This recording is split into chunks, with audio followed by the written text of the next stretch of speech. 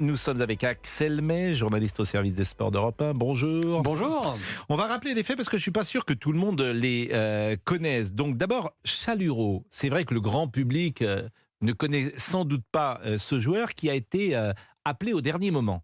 Oui, il remplace un joueur d'origine sud-africaine, Paul Willemse, qui s'est blessé. On a donc, ce qui est classique, pioché dans la liste de réserve. Et c'est lui, voilà. Alors jusqu'à présent, on a dit, bon, ok, c'est dommage pour Paul Willemse. Voici un grand blond qui arrive. Et c'est là que la polémique est née. Alors, qu'a-t-on appris de ce jeune homme, Chalureau, en janvier 2020 ? Il a agressé, ou il aurait agressé, puisqu'il nie les faits, deux autres joueurs de rugby, c'est ça ? Oui, à la sortie d'une boîte de nuit du côté de Toulouse. Alors, il a reconnu l'agression. Je crois que c'était assez physique comme agression. Mais il nie l'accusation à connotation raciste. Il a été condamné en novembre 2020 en première instance pour fait de violence avec la circonstance que ces derniers ont été commis en raison de la race ou de l'ethnie. Il assure avoir fait appel et il continue à nier les faits. Alors peut-être, avant d'écouter Jean-Pierre, notre premier auditeur, je vous propose d'écouter quelques réactions, et celle de Fabien Galtier peut-être, qui est le sélectionneur du 15 de France au micro d'Europe 1 et au micro, à votre micro. Le racisme n'a pas sa place dans notre équipe, il n'a pas sa place dans le rugby. L'intégrité est une valeur fondamentale de notre équipe, de notre sport. Bastien nous a informés de cette affaire et nie fermement et formellement les faits. Une procédure est en cours. Honnêtement, ça fait maintenant un an qu'il vient régulièrement avec nous, depuis l'automne dernier. Avant de sélectionner un joueur, on essaye de mieux le connaître, de le rencontrer, de partager avec lui notre façon de vivre, notre façon de jouer au rugby. C'est la France insoumise qui a souhaité l'exclusion de M. Chalureau, et notamment le député Thomas Porte. La première des choses aurait été que Fabien Galtier ne l'appelle pas en équipe de France, a-t-il dit. Quelle est votre réaction ? Qu'est-ce que vous en pensez ? On peut d'ailleurs rappeler le standard. Vous appelez, Géraldine. oui, le 01 80 20 39 21. L'appel est non surtaxé. Et nous sommes avec Jean-Pierre à 11h06 sur Europe 1. Bonjour Jean-Pierre.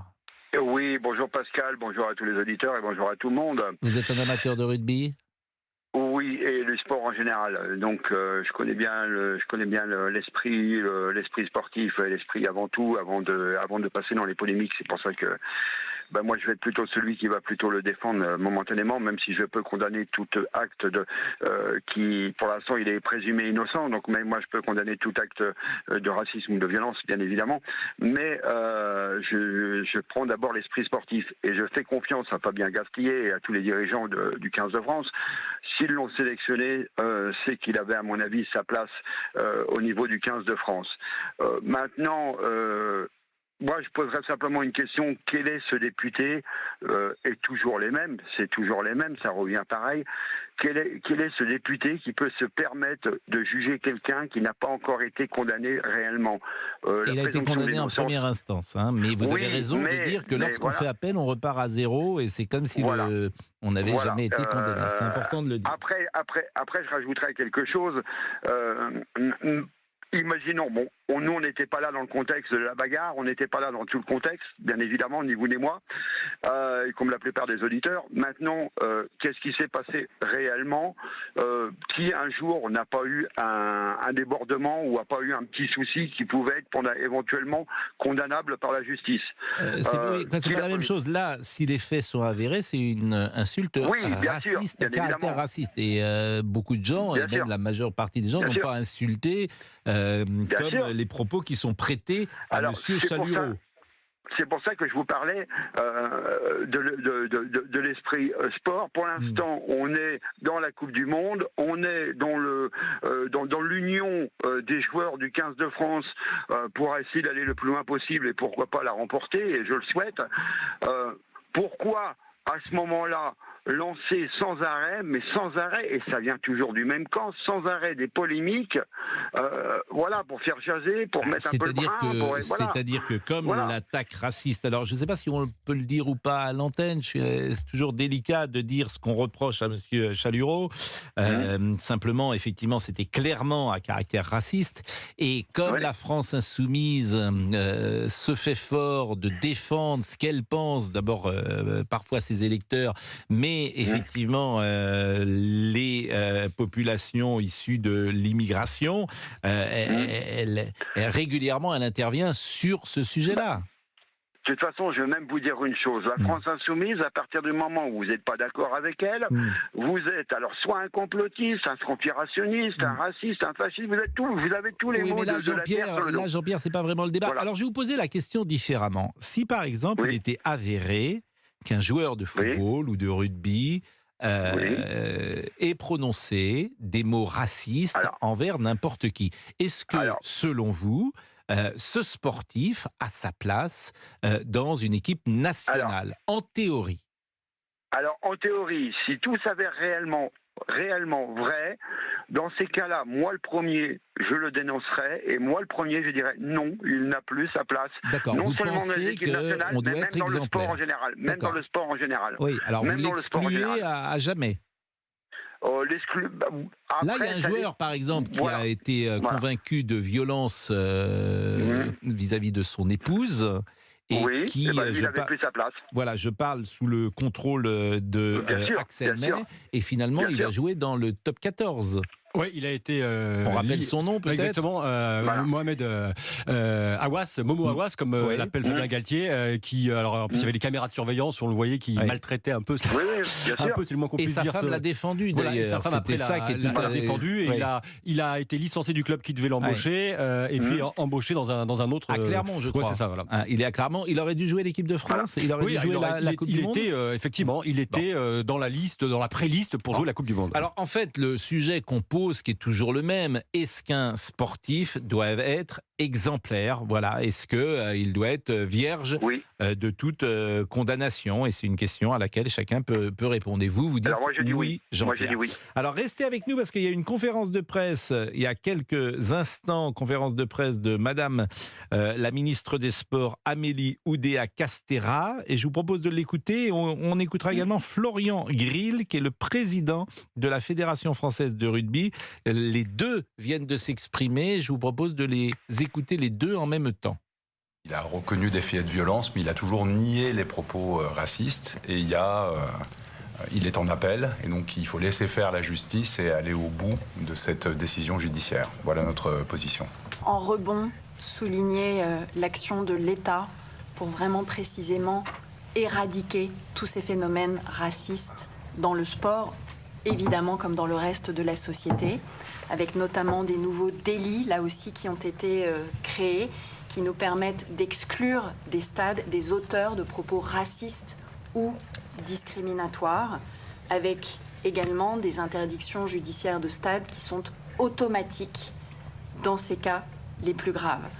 Et là, Madame la ministre des Sports parlait évidemment des spectateurs. À 11h12 sur Europe 1, on va marquer peut-être une première pause et continuer cette discussion avec les auditeurs. C'est un sujet vraiment sur lequel tout le monde a un avis. On se souvient de Karim Benzema qui avait été exclu en équipe de France parce que précisément il était sous le coup d'une enquête judiciaire à l'époque. Donnez-nous votre avis à 11h12. La pause, à tout de suite. Europe 1. Pascal Pro et vous. Vous écoutez Europe 1, merci de nous rejoindre jusqu'à 13h. Vous êtes avec Pascal Pro et Pascal. Ce matin, on parle sport et de la polémique autour de la sélection de Bastien Chalureau. Mais je trouve que la question est vraiment très intéressante et qu'elle dépasse le cas Chalureau. Est-ce qu'un sportif doit être exemplaire? Est-ce qu'un sportif convaincu de racisme et condamné pour cela doit être exclu des compétitions et durant combien de temps? Est-ce qu'il doit être exclu définitivement ou momentanément? Chacun peut avoir un avis là-dessus. C'est d'ailleurs très difficile d'avoir un avis tranché. Moi, j'ai souvent des avis tranchés, mais là, je pense qu'effectivement, une sanction doit être mise en place, si vraiment il est convaincu de racisme. Mais pendant combien de temps? Il doit être exclu à jamais de la sélection française? Je n'en suis pas sûr, mais en même temps, c'est très grave si on est convaincu d'actes racistes. Bonjour Julien. Bonjour. Julien, vous êtes commercial dans le Nord. C'est ça, dans le Nord. Et j'allais dire, vous êtes un commercial et malgré cela, vous êtes mélenchoniste. Eh oui. Je dis malgré cela, j'y vois presque quelque chose de contradictoire, parce que quand on est mélenchoniste, on n'est pas forcément toujours pour l'économie de marché, si j'ai bien compris. Alors ça, c'est ça c'était avant, ça. Ça, c'était Maintenant, avant. Bon. au sein de la LFI, il y a un peu de tout. Hein. Vous savez, il y a Bon. des cadres supérieurs, il y a même des chefs d'entreprise, Pascal, si je vous l'apprends. Oui, Chef bien sûr, d'entreprise. bien sûr. Non, mais je vous provoque un peu. Vous vendez quoi, Julien? Alors je suis, alors c'est un peu complexe à expliquer, mais c'est dans les jeux. Dans les Dans jeux. les jeux. Bon. Ouais, voilà. Bah, c'est pas Les très jeux. complexe. Non, Les jeux, non, mais bon. mais bon.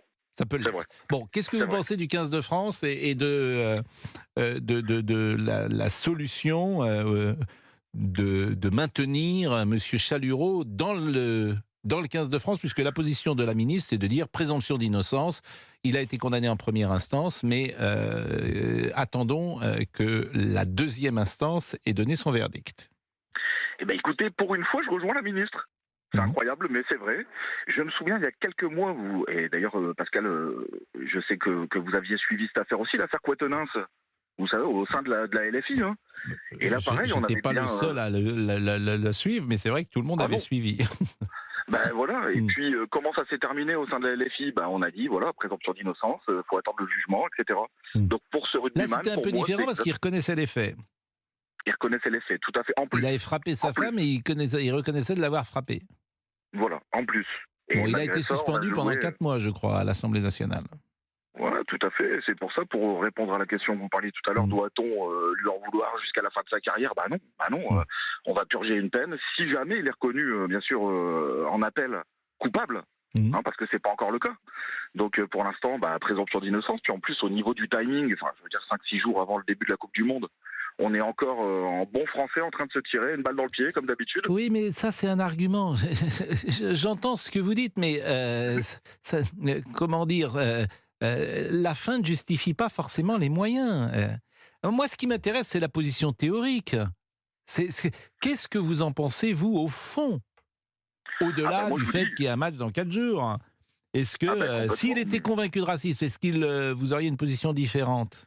Ah bien sûr, s'il était condamné, oui, j'aurais une position différente. Mais Et une vous pensez position qu'il qui ne va devrait pas évoluer. être dans l'équipe de France à ce moment-là? Moi je pense, oui, parce qu'effectivement, l'équipe de France, elle représente quand même, d'ailleurs on le voit, une diversité et puis des valeurs. Des valeurs, et puis je pense que le racisme ne fait pas partie de ces valeurs. Voilà, et surtout dans le rugby, où il y a les valeurs du rugby qui sont quand même des valeurs fraternelles, entre guillemets. Oui. Parfois, faut le dire vite, parce que ce qui se passe sur le terrain, Ouais. les valeurs, le grand monde de l'Ovalie et le grand monde du rugby, parfois, demandent à être nuancés. C'est Forcément. vrai, mais on parlait de théorie. Donc la théorie, c'est des valeurs fraternelles et conviviales du rugby. Maintenant, pour ce joueur particulièrement, voilà, je reviens sur ce qu'a dit la ministre, et pour moi, elle a totalement raison, puisque pour l'affaire Quatennens, alors, parce que ça vient de la LFI, ça, c'est bien un député LFI. Hein, Oui, bien sûr, la qui a parlé LFI. hier, hein, donc, voilà. Ce qui est difficile aujourd'hui, c'est qu'effectivement, parfois, ces sujets sont récupérés, instrumentalisés politiquement, et on n'a pas envie, nous-mêmes, d'être les instruments de cette instrumentalisation. Mais en même temps, évidemment, ce problème est grave et il faut le combattre. Donc, on est toujours dans cette position un peu ambivalente. Bastien Chalureau, Axel May, il joue dans quelle équipe? Il joue à Montpellier. Alors à l'époque des faits, il avait été licencié de son club, Toulouse. Il a ensuite donc rebondi à Montpellier. Il a été champion de France. Il avait été licencié. Dans quel club il jouait? À Toulouse. À Toulouse, oui. Et ensuite, il a rebondi à Montpellier, où il a été champion de France. Alors, parmi les réponses, aussi les réactions qu'on entend, par exemple, Sébastien Chabal, grande star du rugby, dit moi, ce qui me surprend, c'est le timing des déclarations, parce que quand il a été champion de France en 2022, on n'en a pas fait toute une histoire. Et oui, voilà. Après, il y a aussi le prisme de la Coupe du Monde qui arrive. Évidemment, c'est pas la même chose d'être champion de France avec Montpellier que de jouer contre les Blacks vendredi soir. A priori, il n'est pas titulaire. Non, il remplace un remplaçant.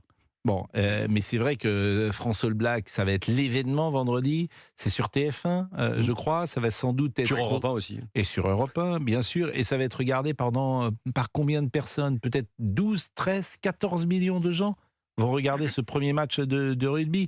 Donc la France va s'arrêter vendredi soir. C'est ça la réalité. Donc comme vous dites, très justement, il y a un prisme et une caméra qui est sur l'équipe de France. Et puis certains instrumentalisent ça. Et évidemment, certains députés savent qu'en parlant de cela, c'est une manière aussi de faire parler d'eux. On connaît cela. Bah écoutez, Julien, je vous remercie. Commercial, vous êtes en voiture ou cette semaine?